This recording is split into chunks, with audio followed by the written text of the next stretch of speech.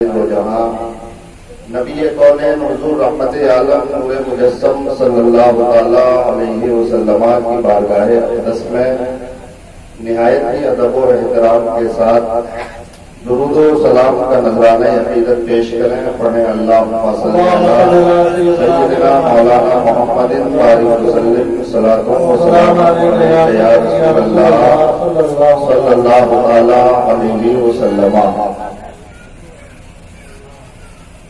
مغلیہ سلطنت کا آخری تاجدار بہادر شاہ ظفر، جنہیں انگریزوں نے بطور سزا کالا پانی میں بھیج دیا تھا، انہوں نے کالا پانی کے اس قید و بند اور اس چھوٹے سے کمرے میں جہاں جگہ جگہ پانی ٹپکتا تھا، مغلیہ سلطنت کا آخری تاجدار بہادر شاہ ظفر نے انگریز گورنر کو خط لکھا کالا پانی سے کہ میں جس کمرے میں ہوں وہاں پانی ٹپکتا ہے، میرے لیے کسی دوسرے کمرے کا انتظام کر دیا جائے.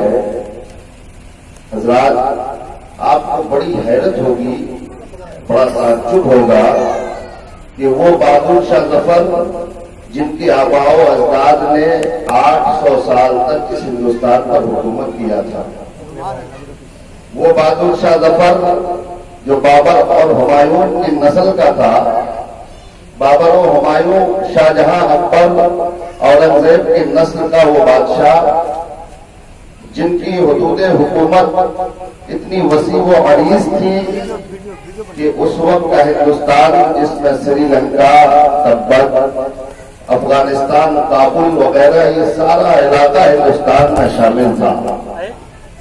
اتنے بڑے ملک کا بادشاہ، دنیا کے عظیم قلعہ میں رہنے والا بادشاہ، دلی کے لال قلعے کی عیش و عشرت میں زندگی گزارنے والا شہنشاہ، جب کالا پانی کی اس کالی کوٹری میں پہنچتا ہے جہاں جگہ جگہ سے پانی ٹپکتا ہے، تو انگریز جنرل کو خط لکھتا ہے ہندوستان کا شہنشاہ کہ میرے لیے دوسرے کمرے کا انتظام کر دیا جائے. ہندوستان میں جو اس وقت انگریز حکومت تھی، انگریز گورنر نے چڑھانے کے لیے خط کا جواب یوں لکھتا ہے کہ اے بہادر شاہ ظفر، کیا میں تمہارے لیے دلی کا لال قلعہ کالا پانی بھجوا دوں؟ حضرات، جب بہادر شاہ ظفر نے یہ جواب دیکھا تو آنکھیں بھر آئی، دل ٹوٹتا ہوا نظر آیا، اور قلم ہاتھ میں لیا اور کاغذ پہ اپنے شکستہ خیالات کا اظہار کرنے لگا اور یوں لکھنے لگا کہ لگتا نہیں جی میرا اب اس اجڑے دیار میں، لگتا نہیں جی میرا اب اس اجڑے دیار میں، کس کی بنی ہے اس عالم ناپائیدار میں. اور ان حسرتوں سے کہہ دو، ہر انسان کے دل میں خواہشات، تمنائیں، حسرتیں روز جنم لیتی ہیں.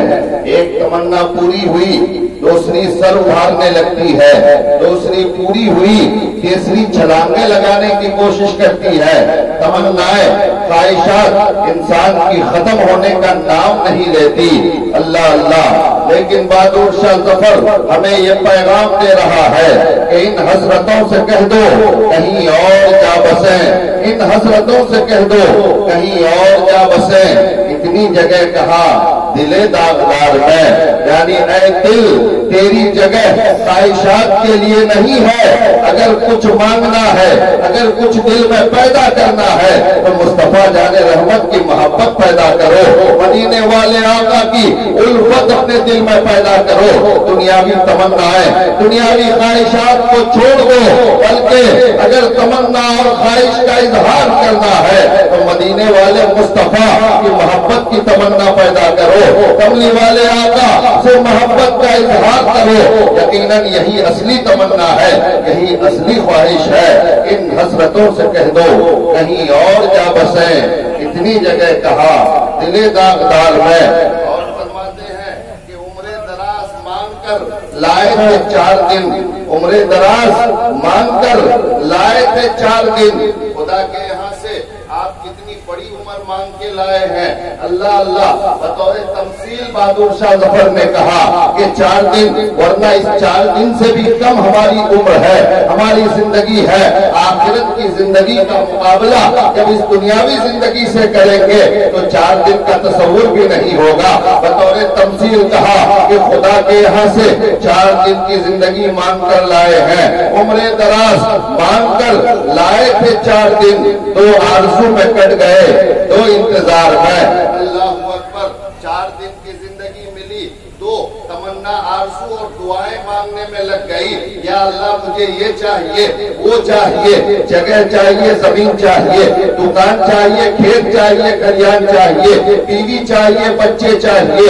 اسی میں 2 دن گزر جاتے ہیں، باقی جو 2 دن بچتے ہیں زندگی کے وہ اس انتظار میں گزر جاتے ہیں کہ جو میں نے مانگا ہے وہ کب ملے گا۔ بہادر شاہ ظفر کہتے ہیں کہ عمر دراز مانگ کر لائے تھے 4 دن، 2 آرزو میں کٹ گئے، 2 انتظار میں، کچھ ملا نہیں۔ آرزو اور انتظار میں پوری زندگی گزر جاتی ہے، اور ہندوستان کا وہ شہنشاہ، اتنی بڑی سلطنت کا مالک، لال قلعہ میں رہنے والا وہ بادشاہ، کالا پانی میں اپنا آخری جملہ آپ نے اپنے اشعار کے سانچے میں ڈھال کر کہا، گویا کہ پوری دنیا کو ایک طرز عبرت دے کر جاتے ہیں کہ کتنا بد نصیب تھا ظفر دفن کے لیے، کتنا بد نصیب تھا ظفر دفن کے لیے، 2 گز زمین نہ مل سکی کوئے یار میں۔ اللہ اکبر، اتنے بڑے ہندوستان کا شہنشاہ ہے، اتنے بڑے ہندوستان کا بادشاہ ہے، لال قلعہ، اگر ایک آدمی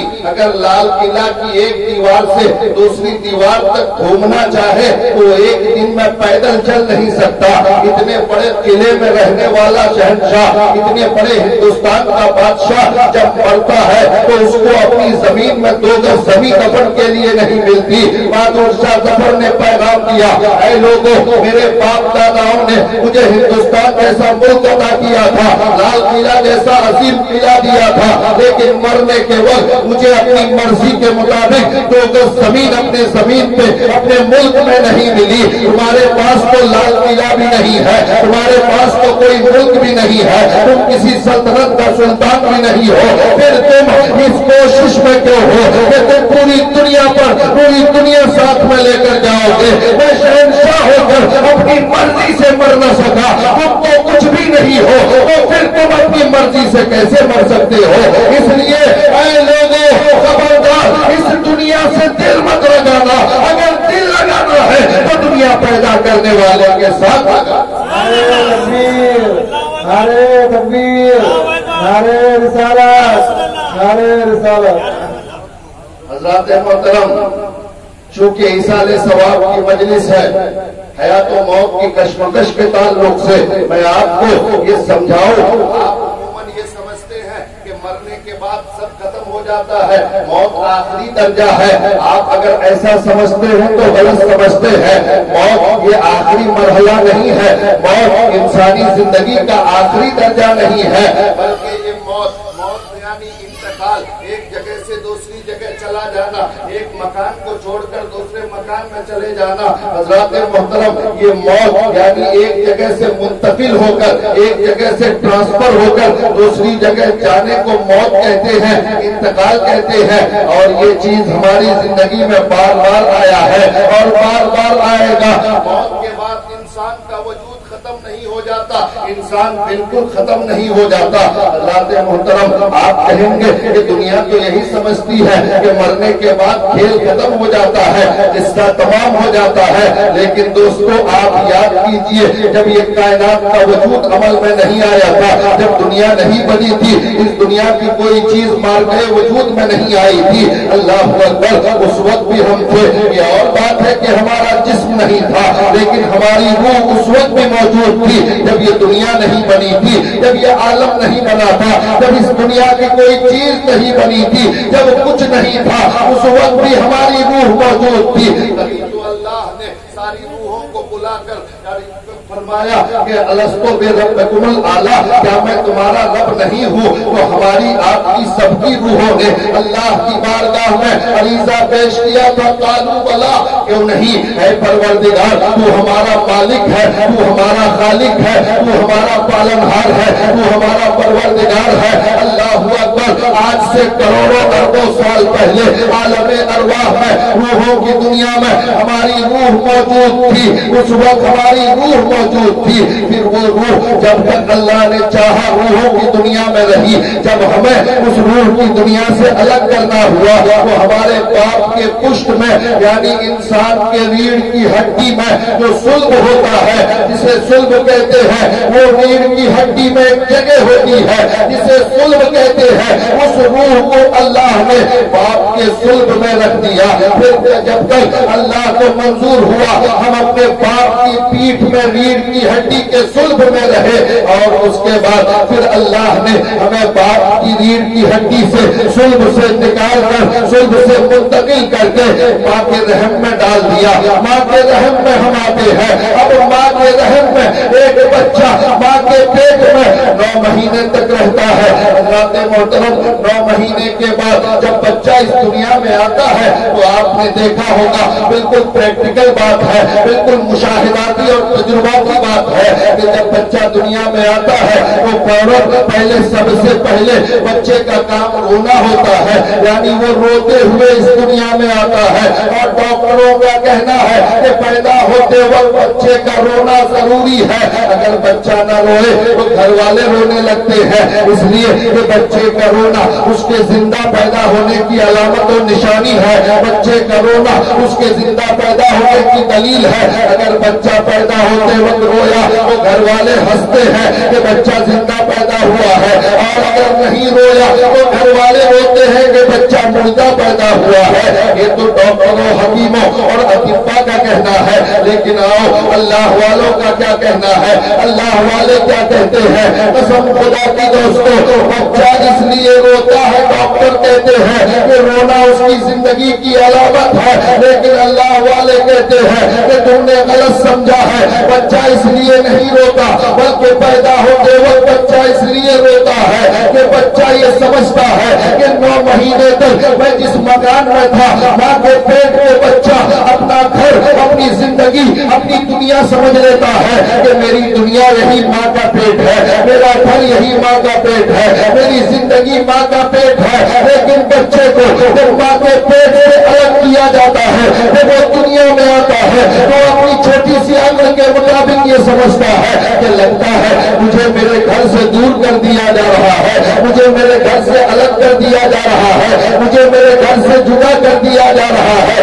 اس لیے وہ روتا ہے۔ لیکن وہی بچہ جب شعور کی منزلوں پہ قدم رکھتا ہے، وہی بچہ جب بلوغت کی منزل پہ قدم رکھتا ہے، وہی بچہ جب شباب کی منزلیں طے کرتا ہے، وہی بچہ جب ہوش و حواس کی دنیا میں آباد ہوتا ہے، وہی بچہ جب عقل و خرد کی منزلوں پہ قائم ہوتا ہے، جب اس کے اندر شعور آتا ہے، سمجھ آتی ہے، تو اس بچے کو یہ دنیا بہت اچھی لگتی ہے، دنیا کی رنگینیاں دیکھتا ہے، یقیناً یہ نیلگوں آسمان اور یہ ہوائیں، یہ پیڑ پودوں کا ہلنا، یہ اس دنیا کی خوبصورتی کو دیکھ کر مچل جاتا ہے۔ اب اس بچے سے اگر کوئی پوچھے، اے بچہ جب تم ماں کا پیٹ چھوڑ کر آیا تھا تو رو رہا تھا؟ کہا ہاں کیوں؟ اس لیے کہ میں نے سمجھا تھا کہ مجھے میرے گھر سے جدا کیا جا رہا ہے، لیکن اب تو کیوں خوش ہے، اب تو کیوں شاداب کر رہا ہے؟ تو وہ بچہ کہتا ہے کہ میں نے غلط سمجھا تھا کہ ماں کا پیٹ میری دنیا ہے، میں نے غلط سمجھا تھا کہ میری ماں کا پیٹ میری دنیا ہے، میری وہ غلطی تھی۔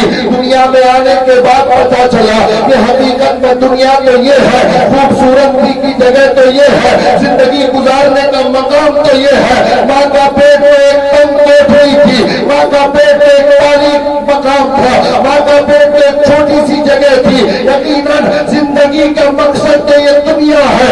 اللہ اکبر۔ اب اس بچے سے کہا جائے کیا تو دوبارہ اپنی ماں کے پیٹ میں واپس جانا چاہے گا؟ کہا نہیں، ماں کے پیٹ میں واپس نہیں جاؤں گا، اس لیے کہ میں اس لیے رویا تھا کہ میں نے سمجھا تھا کہ ماں کا پیٹ میری دنیا ہے، لیکن اب سمجھ میں آیا کہ وہ دھوکا تھا، حقیقت میں دنیا یہ ہے، حقیقت میں زندگی گزارنے کی جگہ یہ جگہ ہے جو بہت بڑی ہے، بڑی خوبصورت ہے، بڑی چہل پہل ہے یہاں پہ۔ اللہ اکبر، اس دنیا میں بھی 60-70 سال کے بعد جب وہ بچہ جوان ہو کر بوڑھا ہو کر مر جاتا ہے اور قبر میں پہنچتا ہے تو یہاں سے بھی وہ چلا جاتا ہے، اس دنیا کو بھی چھوڑ جاتا ہے۔ اللہ اللہ، جب وہ قبر میں پہنچتا ہے، اگر جانے والا نیک ہے، اگر جانے والا متقی ہے، اگر جانے والا پرہیزگار ہے، اگر جانے والا نمازی ہے، اگر جانے والا ماں باپ کا فرما بردار ہے، اگر جانے والا شریعت مصطفیٰ کا پابند ہے، اگر جانے والا طریقہ مصطفیٰ پر چلنے والا ہے، تو جاتے ہی اس کی قبر اس کو جنت نظر آتی ہے۔ اللہ اللہ، اب اس کو اگر فرشتے پوچھتے ہیں، اے بندہ جب تو دنیا چھوڑ کر آیا وہ تیرے رشتے دار رو رہے تھے، کیا تو دوبارہ اس 80 سالہ زندگی اور اس دنیا کی طرف جانا چاہتا ہے؟ تو وہ بندہ کہتا ہے، اے فرشتوں، میں نے پہلے ماں کی پیٹ میں زندگی سمجھا، وہ غلطی تھی، پھر اس 60 سال کی زندگی کو اب کی دنیا سمجھا، یہ بھی میری غلطی تھی۔ اے فرشتوں، حقیقت میں میری زندگی، میری اصلی دنیا میں میری قبر ہے، اب یہاں سے میں واپس نہیں جانا چاہتا ہوں۔ نعرہ تکبیر، نعرہ رسالت۔ اب یہاں سے میں واپس نہیں جانا چاہتا۔ اللہ اکبر، میرے دوستو، جس طرح بچہ ماں کے پیٹ کو اپنی دنیا سمجھ کر غلطی کیا، اسی طرح 60 سالہ زندگی کو ہم اپنی آخری منزل، اپنی دنیا سمجھ کر غلطی کر رہے ہیں۔ اس لیے یہ حقیقت میں یہ دنیا ہماری اصلی جگہ نہیں ہے، اصلی جگہ تو وہ قبر کی منزل ہے۔ اللہ اکبر، اور قبر کی منزل میں بھی، قبر میں بھی ہمیشہ نہیں رہنا ہے، بلکہ وہاں بھی ایک لمبے مدت تک رہنا ہے، جب تک اللہ چاہے گا۔ اس کے بعد پھر ہمارا انتقال ہوگا، پھر ہمیں وہاں سے الگ کیا جائے گا۔ وہاں سے الگ کرنے کے بعد میدان محشر قائم ہوگا۔ میدان محشر میں بھی ہمیشہ نہیں رہنا ہے، بلکہ وہاں بھی جب تک اللہ چاہے گا رہیں گے۔ وہاں کے بعد سب سے آخری ٹھکانہ، سب سے اصلی ٹھکانہ، سب سے اصلی جگہ جنت ہے۔ وہاں پہنچنے کے بعد اب ہمارا انتقال کہیں نہیں ہوگا، بلکہ وہی ہماری آخری جگہ ہوگی۔ محترم دیکھیے، اللہ کی بارگاہ سے، عالم ارواح سے، باپ کی پیٹھ میں، باپ کی پیٹھ سے ماں کے رحم میں، ماں کے رحم سے اس 60 سالہ دنیا میں، اس 60 سالہ زندگی سے قبر کی منزل میں، قبر سے میدان محشر میں، میدان محشر سے جنت میں، اب جا کر ہم اپنے اصلی جگہ پہ پہنچے ہیں۔ اس لیے اے لوگوں، اگر تم چاہتے ہو کہ تم اصلی جگہ سکون کے ساتھ پہنچو، اطمینان کے ساتھ پہنچو، تو قسم خدا کی، اے میرے بزرگوں اور دوستوں، کان کھول کر سن لو، اگر چاہتے ہو کہ تیری قبر تیرے لیے جنت بنے، اگر چاہتے ہو کہ تیری قبر میں جنت کا آرام ہو، اگر چاہتے ہو کہ تیری قبر میں جنت کی کھڑکیاں کھول دی جائے، تو دنیا میں تم شریعت کے مطابق زندگی گزارو، نمازوں کی پابندیاں کرو، طریقہ مصطفیٰ پر چلنے کی کوشش کرو۔ جہاں شریعت پر چلو گے وہاں قبر کا اندھیرا اجالوں میں بدلے گا، یہاں طریقہ مصطفیٰ پر عمل کرو گے وہاں پر تمہاری قبر میں روشنی پیدا ہوگی، یہاں پر تم فرامین مصطفیٰ پر عمل کرو گے، قسم خدا کی، پھر وہاں سے ڈائریکٹ تم جنت میں جاتے ہوئے نظر آؤ گے۔ اس لیے اس زندگی کو، جو دنیاوی زندگی ہے، اس کو اپنی اصلی زندگی مت سمجھو۔ اور آج تو ہمارا حال یہ ہے کہ قسم خدا کی ہم نے اس 60 اور 70 سالہ زندگی کو اپنی اصلی زندگی سمجھ رکھا ہے۔ اس کے لیے مار پیٹ، قتل و غارت، خون خرابہ سب کچھ ہوتا ہے۔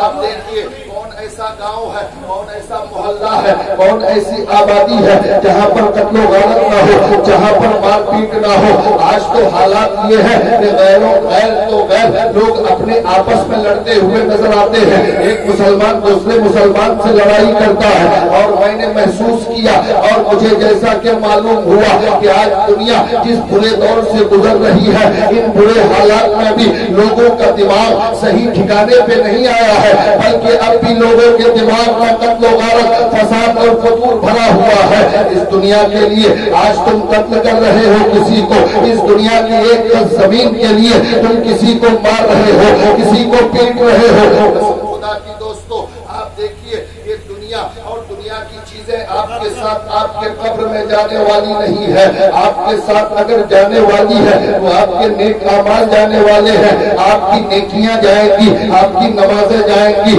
آپ کا حج جائے گا, آپ کی زکاتیں جائیں گی, آپ کا اخلاق جائے گا, آپ کے عمدہ اعمال ساتھ میں جائیں گے. اس لیے دنیا کے چند روزہ زندگی پر بھروسہ مت کیجیے. اگر بھروسہ کرنا ہے تو اپنے نیک اعمال پر, اگر بھروسہ کرنا ہے مدینے والے مصطفیٰ پر بھروسہ کیجیے, ان کے فرامین پر عمل کیجیے. ورنہ یہ دنیا تو بڑے بڑوں کو دھوکہ دیتی ہوئی نظر آتی ہے. آپ کو میں بتاؤں دلی کا عظیم شہنشاہ جس کو دنیا شاہ جہان کے نام سے جانتی ہے, اللہ اللہ, وہ شاہ جہان جن کو عمارتیں بنوانے کا بڑا شوق تھا, وہ شاہ جہان جنہوں نے دنیا کا 7واں عجوبہ اور سب سے اہم عجوبہ بنایا جس کو دنیا تاج محل کے نام سے جانتی ہے, وہ شاہ جہاں جس نے دلی کی عظیم مسجد جامع مسجد بنوائی, وہ شاہ جہاں جنہوں نے آگرہ اور دلی کا عظیم قلعہ لال قلعہ بنوایا, وہ بادشاہ جس کو عمارتیں بنوانے کا بڑا شوق تھا اور اتنا عظیم سلطان تھا, اتنا عظیم شہنشاہ تھا, اتنا عظیم بادشاہ تھا. قسم خدا کی دوستو مغلیہ سلطنت کا وہ عظیم تاجدار جس کو دنیا شاہ جہاں کہتی ہے, کے ساتھ وزراء کے ساتھ اور ننگی تلواروں کے ساتھ بے شمار فوجیوں کے ساتھ ایک دن سیر کے لیے نکلتا ہے, گھومنے اور تفریح کرنے کے لیے نکلتا ہے. آگے پیچھے فوجی ہے, آگے پیچھے ننگی تلواریں چمکاتا ہوا ان کے سپہ سالار اور ان کے ارد گرد ان کے کارندے موجود ہے. بادشاہ تلواروں کی جھرمٹ میں, بادشاہ ہتھیاروں کی جھرمٹ میں آگے بڑھتا ہے, شہنشاہ جدھر جدھر سے گزرتا ہے قسم خدا کی دوستو ادھر ادھر لوگ عمر پڑتے ہیں دیکھنے کے لیے. آج اگر کوئی مکھیا اور پردھان آ جائے تو لوگ جمع ہو جاتے ہیں. وہ تو ہندوستان کا شہنشاہ تھا, وہ تو اتنے بڑے ملک کا بادشاہ تھا. قسم خدا کی جدھر سے بادشاہ گزرتا ہے ادھر سے پوری آبادی دیکھنے کے لیے آ جاتی ہے. اللہ اکبر میرے دوستوں اور بزرگوں, بادشاہ گزرتا گیا,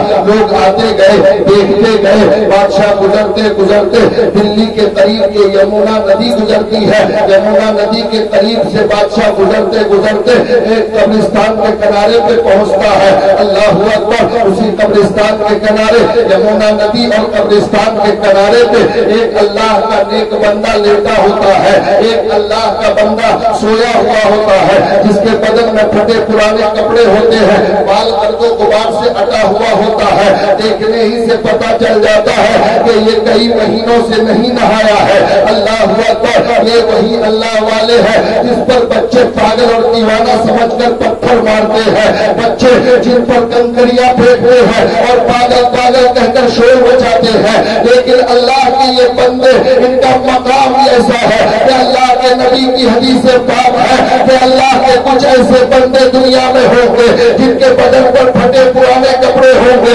جن کا بال گرد و غبار سے اٹا ہوگا, جن پر بچے